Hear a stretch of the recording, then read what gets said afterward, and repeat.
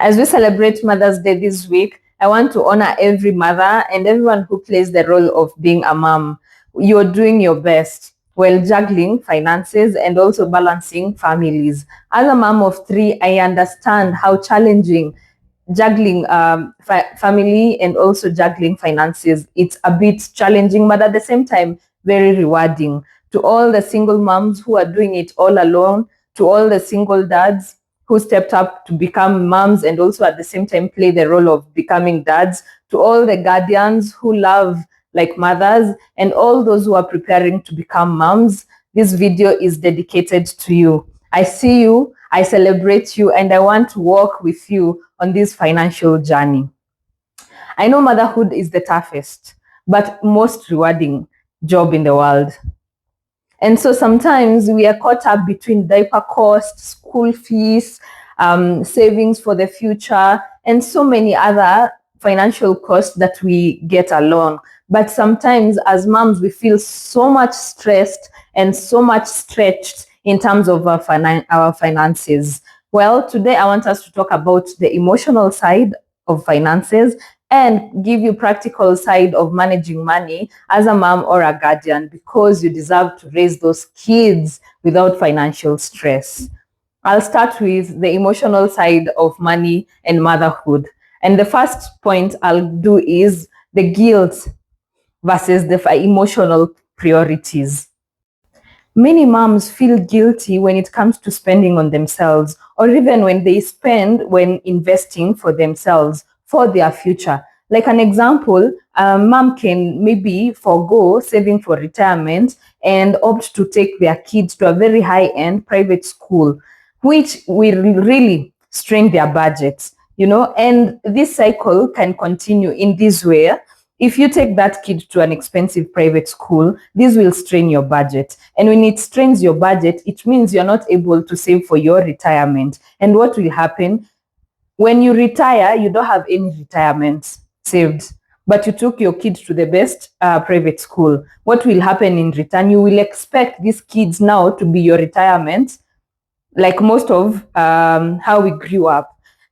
Parents taking their kids to school, but expect like these kids in return will be my retirement. And we expect just because we educated like these kids, they will in return be supporting us when we age. And the cycle will continue. So it's time we stop feeling guilty and at least invest a little. If you cannot afford taking that kid to that high-end private school, do a school that aligns with your budget, so that in return you are able to save for yourself also without feeling guilty. We really, really feel guilty on this one. So mom, don't feel guilty.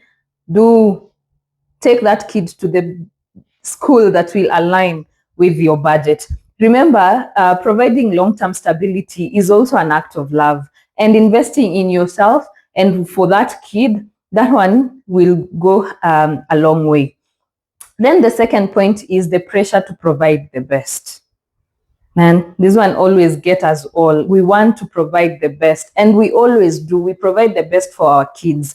But when we see on social media or from the society, it can make some of the parents feel like they must provide expensive things to be seen as good parents. Like an example, you go on social media, you see a very lavish birthday that was done for a certain kid, and you feel obliged that your kid also needs to have such a birthday. But should not be the case, because go with your budget. Like I always tell each and every parent that comes to my session, have a specific, a constant, or rather a specific amount of money that you'll spend on birthdays. Like, for example, you can decide, maybe like, for example, me, I have 3 kids. Each birthday, I'll be spending maybe 20,000 or 15,000 or 5,000 for each kid. Beginning of the year, I know if I'm spending 10,000 for each birthday, so in my sinking funds, I have to write birthday, and then I'll be saving for the 30,000 for the 3 kids, so that each birthday cannot feel like special than the other birthday or bigger than the other birthday. And so if your kids are grown, they can be able to dictate what type of birthday they would want to have, so that at least we will not be feeling so much guilt if we don't give that big lavish birthdays. And I don't say the lavish big birthday is bad. If your budget allows, do it for them. It will make our kids very happy. Then the third point is emotional spending as a coping mechanism. Sometimes, as moms or as guardians, we feel so much stress, fatigue, or even the mom guilt. And what we end up doing is spending or overbuying as a coping mechanisms. When you are overwhelmed, most of us, what do? We always go and shop without a plan. And so we have developed it as a way of coping mechanisms. But this should not be the case. And I don't mean you shouldn't spend, but it's good to spend intentionally than spending emotionally. What do I mean by this? Make a plan to spend, so that at least when you're going to spend, you're not just spending everything. And so when you feel stressed, you just go to the shop, you buy, bulk and bulk. Don't forget to set aside a small reward budget, so that you can at least treat yourself, like I said, intentionally, but not emotionally. It's okay to take care of yourself. Sometimes, once in a while, it's good, and it helps you to take care of your kids in a better way.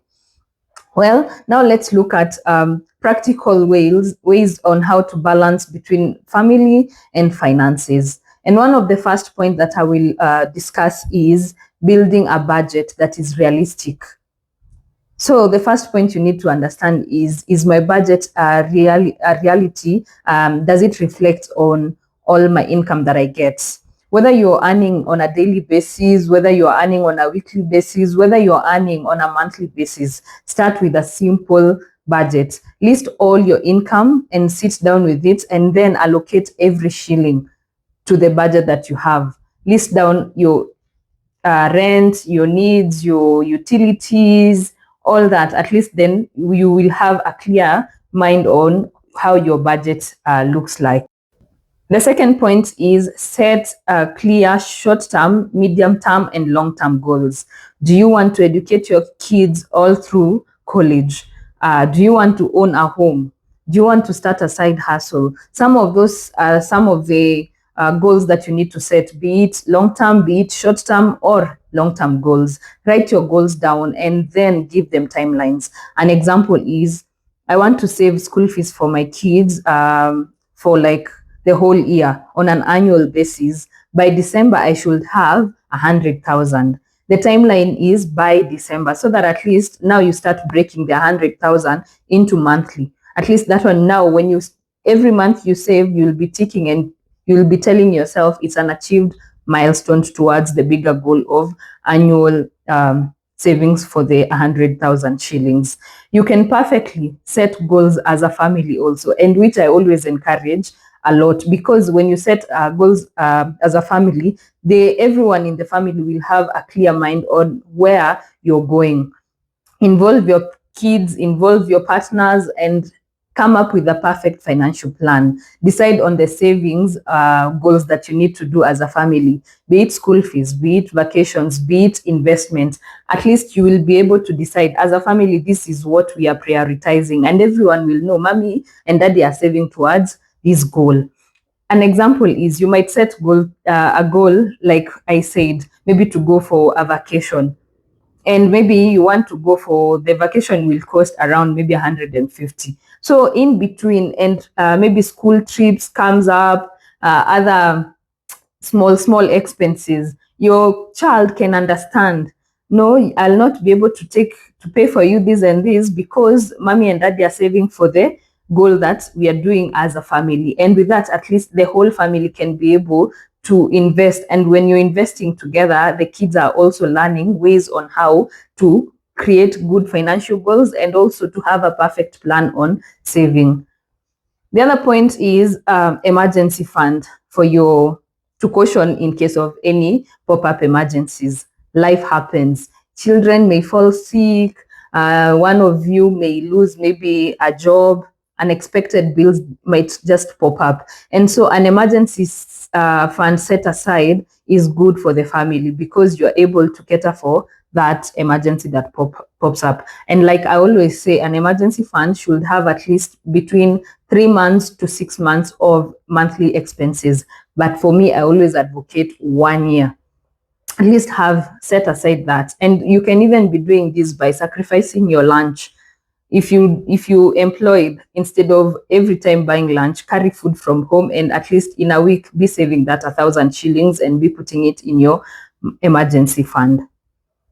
The fourth point is teach your children about money as early as possible. You see, like creating goals that I've just discussed, that is how you can be able to teach your children about money. And we need to be doing this as early as they continue growing. Financial education starts from home. We are not taught from school, it starts from home. Give them like pocket money and teach them savings through the piggy banks or through jars. You can just come up with a jar and let them be putting there a portion of what you give them.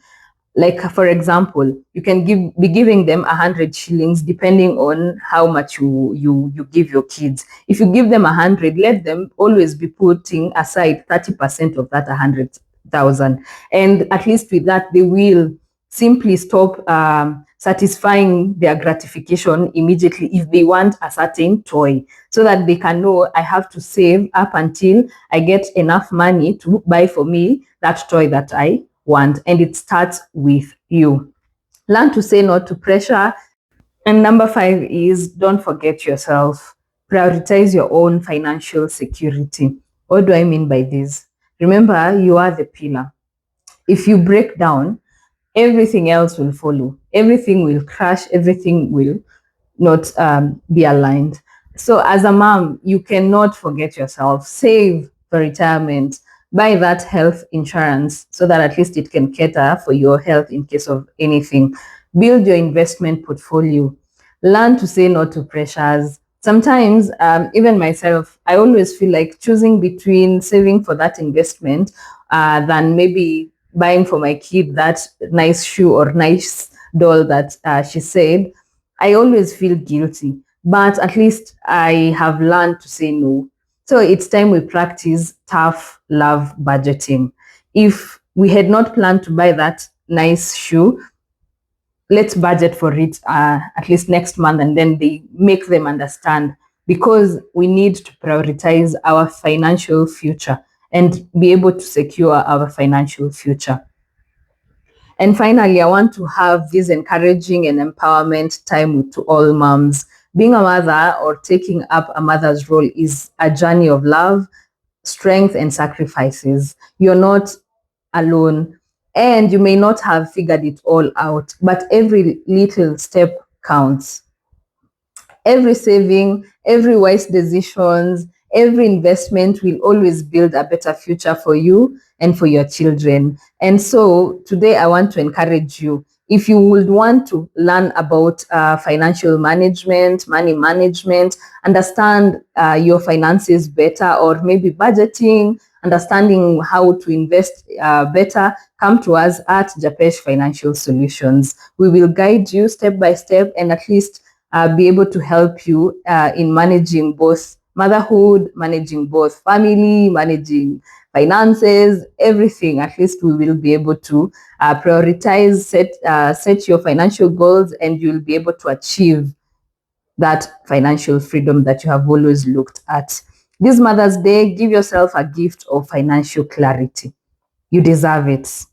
You deserve to have financial clarity. And how do you get financial clarity? At least booking a session and coming to understand how your finances are looking at and the steps that you need to take, so that at least your goals, your financial goals, align with your finances. If this video resonates with you, please like and share and subscribe. Leave a comment and tell us the lessons that you would have learned, or you would have liked someone to help you and to teach you as earlier as those years back.